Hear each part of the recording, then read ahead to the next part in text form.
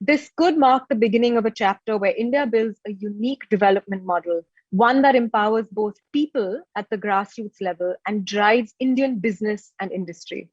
When there is development, there is climate impact. So obviously you do something without thinking, you make an expressway or you make a car shed, you create something with just cutting trees or going into areas of biodiversity, and you're going to have climate impact. But if you look at sustainable development, if you have the right standards of what you're doing, then you will have climate action.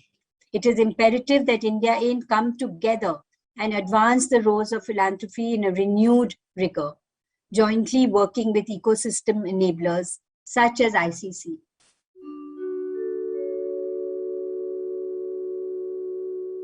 Incorporation of agroforestry in the agriculture systems could enhance the farmer income by 3 to 8 times. It has significant potential to add to the employment generation and certainly obviously carbon sequestration.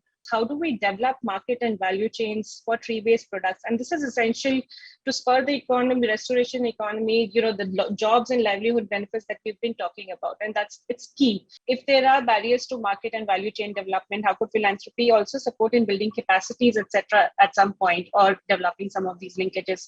Again, these are sort of, catalytic support that could be provided in terms of capacity building or innovative pilots that could be demonstrated. And my final point where I think philanthropy could really make a difference is to create these science, policy, practice sort of platforms. Why not have people who've been practicing agroforestry for generations be a part of such kind of a dialogue as well, rather than sort of just speaking in echo chambers.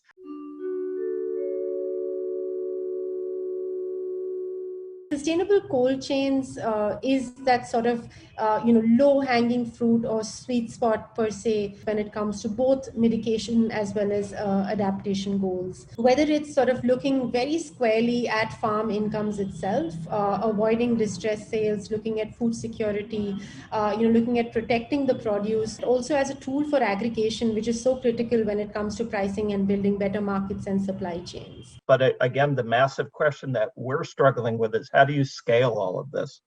And there are some new innovative solutions out there like cooling as a service, where to get past that the farmers don't have the upfront money, they can pay by the kilo or pay by the crate. And we need to see more of these creative solutions.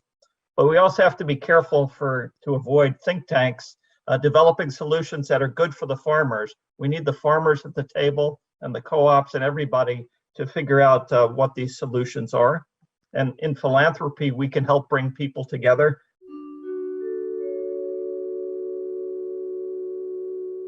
For India to succeed in its low carbon transition, SMEs cannot be left out.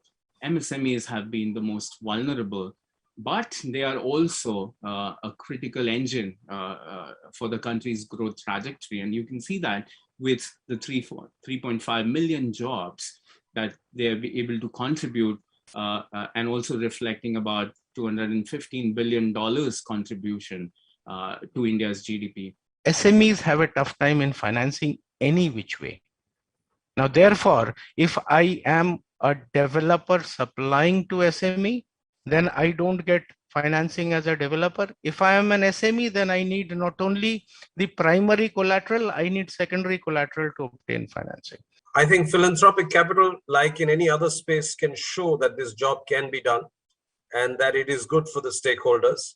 And I think ISC has more than done that. Now it is time to leverage the work that's been done on ground with 600 plus SMEs and scale it up to maybe 6,000 plus SMEs, because the benefits that the 600 plus SMEs have experienced are there for everyone to see.